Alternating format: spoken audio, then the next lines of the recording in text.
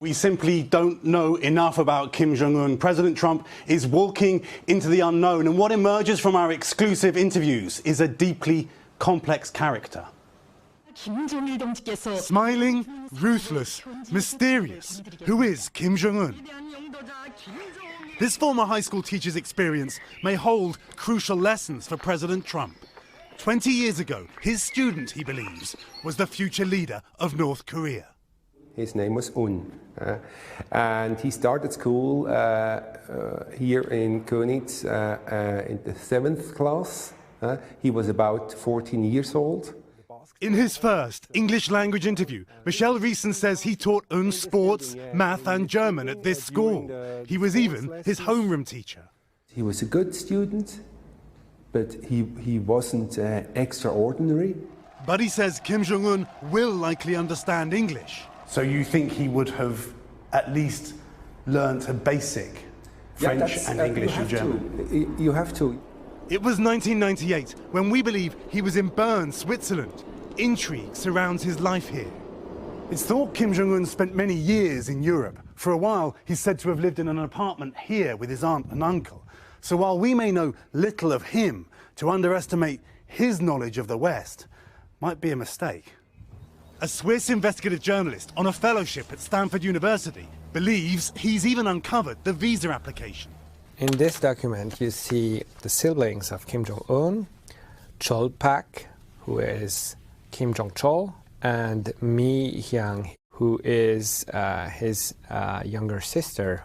And the date of birth of Hun Pak is consistent with Kim Jong-un's age. Michelle still has a school photo of his former student. I took a picture from every student. NBC News sent that picture for analysis. There's the nose, the mouth, and two different features within the ears that really line up, giving us the strong likelihood that this is a photo of Kim Jong-un. His longtime caretakers, his aunt and uncle, defected to the US, where they are now in hiding. And it's thought he switched schools, away from his brother and sister. Michelle remembers a boy with limited friendships, but loving basketball. When we played basketball together and during sports, and he always looked like a pro in his NBA clothes. Also the Nikes, the good ones, you know, the Air Max. That was the time from Shaquille O'Neal and Michael Jordan.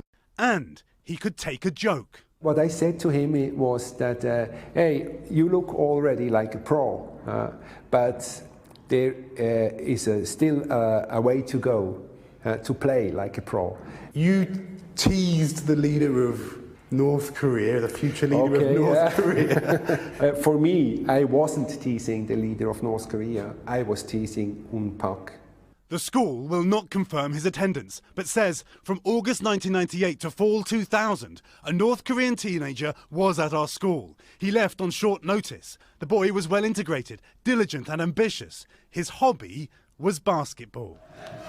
His next decade is shrouded in more secrecy. But a distant cousin, a former ally of the ruling family, now himself a defector, thinks he has some clues.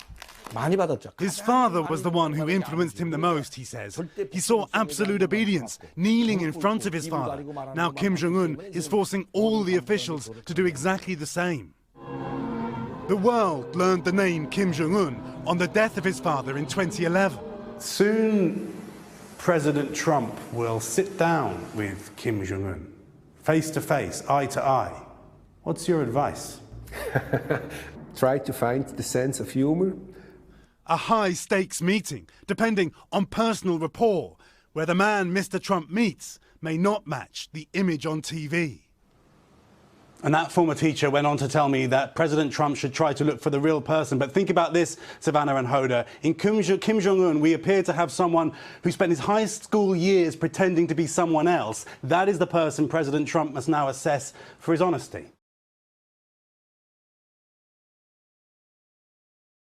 Hi everyone, I'm Lana Zak. There are new questions about the health of North Korean leader Kim Jong-un after his absence from Army Day celebrations in North Korea on Saturday. This is the second major holiday that the Supreme Leader has missed in recent weeks. On April 11th, state-run media released images of Kim holding a coronavirus planning meeting. 4 days later, Kim was uncharacteristically absent during one of the most sacred holidays in North Korea, missing the Day of the Sun celebrations, which honor the late grandfather and founder of North Korea, Kim Il-sung. So in his absence, rumors have circulated about the Supreme Leader's health. Some have even questioned if the North Korean leader is still alive. So for more on this, I want to bring in Alex Ward. He's a staff writer at Vox covering international security and defense issues. Alex, we know that Kim has pre-existing health issues. What are you hearing is the latest on his health and well-being? So we're still in the rumor phase. That said, there are reports that there may be Chinese medical officials coming into North Korea to perhaps consult on his health status. But the rumors are really everywhere at this point. They range from he's just fine and recovering at a nearby facility, that he's gravely ill and maybe on the verge of death, and even that he is dead. And so it's really hard to know right now. It's all speculation. But at the moment, the notion of, oh, he may be in real trouble, that seems to have dissipated more in recent days. Well, North Korean media has been extremely tight-lipped about the status of Kim. Some outlets have even gone as far as publishing some of his old statements in an effort to maintain a sense of normalcy. Can you tell us and explain to our viewers why we're so in the dark about what's actually going on there? So a couple of reasons. The first would be that intelligence is really hard to come by in North Korea. And so even though the United States intelligence officials I speak to say, we're doing okay, we have enough stuff, it is always really hard to know the inner workings of the Kim regime, and especially his health and who's around him. The other is the culture of the secrecy in the country. Every piece of information is tightly controlled. There's a large propaganda campaign. A lot of what comes out of the country is based on rumor. And so it's hard to confirm really anything, especially something as tightly guarded as the leader's health. So between a lack of information and the way North Korea actually operates, it's just really hard to get a sense of what's going on in that country. Yeah, I thought that the idea that they were releasing old statements seemed particularly strange. Is that the first time that North Korean state-run media has done that? It's not. They tend to do it when there's nothing new to announce, in the same way that American media sometimes goes, President Trump said XYZ thing a couple of days ago. What's interesting now is, though, that since we have not seen images of Kim at the Army parade on Saturday, and especially at the ceremony for his grandfather on the 15th, and a massive holiday for North Korea, it is led to speculation that he is not around, of course. We don't see new images of him, speculation as to why he's not around. And so it seems like there's a filler happening, that as state-run media sort of scrambles on what to say and what to do, they obviously can't say what's going on with Kim, which is what fuels speculation, but they're just trying to kind of fill in information at the time. And this obviously isn't the first time that Kim has disappeared from the public view. But there's something actually that's a bit different about this. Can you explain that to our viewers? What's really different is how he's missing these major holidays. Again, the fact that he is not around for the biggest celebration for his grandfather, Day of the Sun, for this army situation, and of course that we know that he's just in general bad health. So that's what makes this a bit different. And in terms of just him. Now, why are we sort of all speculating so wildly? Well, part of it is because we don't know what comes next. Who would take charge if Kim Jong-un were to be incapacitated or, in fact, dead? Would it be his sister, Kim Yo-jong, who he has given immense power, and she herself has put out statements under her own name, and, of course, met with officials, including South Korean President Moon Jae-in? It could be a brother. It could be who had been passed on before. It could be a military general. The scenarios of the United States are actually quite troubling, because if Kim is alive, then things kind of continue as normal. If it's a new leader, there could be some internal tensions as to how that person consolidates power. And if he's dead, you could see a power struggle, one that we haven't really ever seen in North Korea. And especially, as experts tell me, if the military were to take over, that could prove quite dangerous to the United States, especially since troops in North Korea tend to be a bit more antagonistic towards the United States.